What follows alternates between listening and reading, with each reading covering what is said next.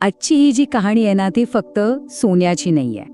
ही कहाणी आहे विश्वासाची, आपल्या सगळ्यांच्या म्हणजे मानवी विश्वासाची. आणि या प्रवासात प्रत्येक वळणावर सोनं हा धागा का बरं पुढे येतो? चला जरा उलगडून पाहूया.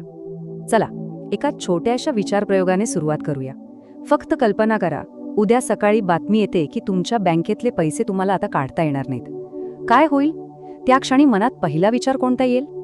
साहजिक आहे, मनात येईल की अरे देवा, माझे पैसे सुरक्षित आहेत ना. पण खरं तर हा प्रश्न पैशाचा नाहीये, हा प्रश्न आहे विश्वासाचा. आपण ज्या आर्थिक व्यवस्थेवर अवलंबून आहोत त्या व्यवस्थेवरच्या आपल्या विश्वासाचा. मग या विश्वासाच्या समस्येवर मानवाने पहिला उपाय काय शोधला असेल? उत्तर होतं एक अशी वस्तू शोधणं ज्यावर सगळेजण डोळे झाकून विश्वास ठेवू शकतील. आणि इथूनच आपल्या कथेचा पहिला अध्याय सुरू होतो. सोनं म्हणजे असा विश्वास ज्याला आपण स्पर्श करू शकतो. तर बघा, अगदी सुरुवातीला व्यवहार कसे व्हायचे? वस्तूंच्या अदलाबदलीने. पण ह्यात एक मोठी अडचण होती. समजा माझ्याकडे कोंबडी आहे आणि मला चप्पल हवी आहे, पण चप्पल बनवणाऱ्याला कोंबडी नकोच असेल तर मग काय? व्यवहारच थांबला. शिवाय वस्तू खराब व्हायच्या, त्यांचे छोटे तुकडे करणं तर जवळपास अशक्यच होतं. आणि मग या सगळ्या गोंधळावर एक उपाय म्हणून समोर आलं सोनं. का? कारण ते खराब होत नाही, त्याचे हवे तेवढे छोटे भाग करता येतात आणि सगळ्यात महत्त्वाचं म्हणजे सगळ्यांनाच ते मौल्यवान वाटतं. म्हणजे बघा, विश्वास माणसांवरून थेट एका वस्तूवर शिफ्ट झाला. आणि हो, सोन्याबद्दलची एक सगळ्यात इंटरेस्टिंग गोष्ट म्हणजे ते मूळचं आपल्या पृथ्वीवरचं नाहीच. असं म्हणतात की अब्जावधी वर्षांपूर्वी ताऱ्यांच्या महास्फोटातून ते तयार झालं आणि उल्कापातातून आपल्या ग्रहावर आलं. कदाचित म्हणूनच मानवाने त्याला नेहमीच एक वेगळं, एक खास स्थान दिलं असावं. यातून आपल्याला एक गोष्ट अगदी स्पष्ट होते. जगातली सगळ्यात मौल्यवान वस्तू कुठला धातू नाही, तर ती आहे विश्वास. सोन्याचं जे काही मूल्य आहे ते त्याच्या वजनात नाहीये, तर त्यावर ठेवलेल्या हजारो वर्षांच्या सामूहिक मानवी विश्वासात आहे. ठीक आहे, पण सोनं सोबत बाळगणं नेहमीच सोपं नव्हतं. ते जड होतं, धोकादायक होतं. आणि ह्याच गरजेतून विश्वासाने एक नवीन अमूर्त रूप घेतलं. इथून सुरू होतो आपल्या कथेचा दुसरा अध्याय, कागद म्हणजेच एका वचनावरचा विश्वास. झालं असं की सोनं घेऊन फिरणं खूपच जड आणि धोकादायक होतं. मग लोकांनी काय केलं? आपलं सोनं सोनारांकडे सुरक्षित ठेवायला सुरुवात केली आणि त्याच्या बदल्यात एक पावती घ्यायला लागले. हळूहळू लोकांच्या लक्षात आलं की सोनं इकडून तिकडे करण्यापेक्षा त्या पावत्यांचीच देवाणघेवाण करणं कितीतरी सोपं आहे. आणि हाच तो क्षण होता जेव्हा विश्वास एका भौतिक वस्तूवरून म्हणजे सोन्यावरून कागदावर लिहिलेल्या एका वचनावर गेला. पण या कागदावरच्या विश्वासात एक मोठा धोका लपलेला होता. विचार करा, जर एकाच वेळी सगळ्यांनी आपल्या पावत्या आणून सोनं परत मागितलं तर?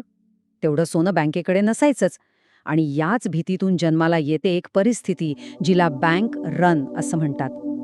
यातून एक कटू सत्य आपल्या समोर येतं की विश्वासाची इमारत उभी करायला अनेक दशकं लागतात, पण भीतीची एकच लाट तिला क्षणात जमीनदोस्त करू शकते. आणि आता आपण या कथेच्या सगळ्यात महत्त्वाच्या निर्णायक वळणावर पोहोचलो आहोत. साल होतं 1971. हा तो क्षण होता ज्याने जागतिक विश्वासाची सगळी समीकरणच बदलून टाकली. दुसऱ्या महायुद्धानंतर जगाच्या अर्थव्यवस्थेला स्थिर करण्यासाठी ब्रेटन वुड्स नावाचा एक करार झाला. सोप्या भाषेत सांगायचं तर अमेरिकन डॉलरचं मूल्य सोन्यात ठरवलं गेलं आणि जगातल्या बाकी चलनांना डॉलरशी जोडण्यात आलं. थोडक्यात काय, तर हा संपूर्ण जगाने एकमेकांना दिलेला एक मोठा विश्वासाचा शब्द होता. आणि त्या संपूर्ण जागतिक विश्वाचा आधार होता फक्त एक आकडा, $35. एका औंस सोन्याची किंमत $35वर पक्की करण्यात आली. अख्ख्या जगाची अर्थव्यवस्था ह्याच एका वचनावर उभी होती. पण मग 1971 साली अमेरिकेने अचानक तो नियमच मोडला. त्यांनी जाहीर केलं की आता डॉलरच्या बदल्यात सोनं मिळणार नाही. हे वचन त्यांनी मागे घेतलं.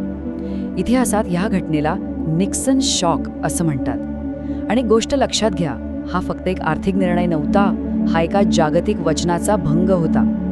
आणि इथूनच सुरू झालं आजचं युग. याला म्हणतात फियाट चलनाचं युग. फियाट म्हणजे काय? तर असं चलन ज्याच्या मागे सोनं नाही, आहे फक्त सरकारचं वचन. त्या कागदाच्या तुकड्याला मूल्य आहे कारण सरकार सांगतं की त्याला मूल्य आहे. आणि आपण सगळे त्यावर विश्वास ठेवतो. यातून एक खूप मोठी गोष्ट समोर येते. जेव्हा एखादं मोठं वचन तुटतं तेव्हा लोक मूल्य नाही तर एक आधार शोधायला लागतात, एक अँकर.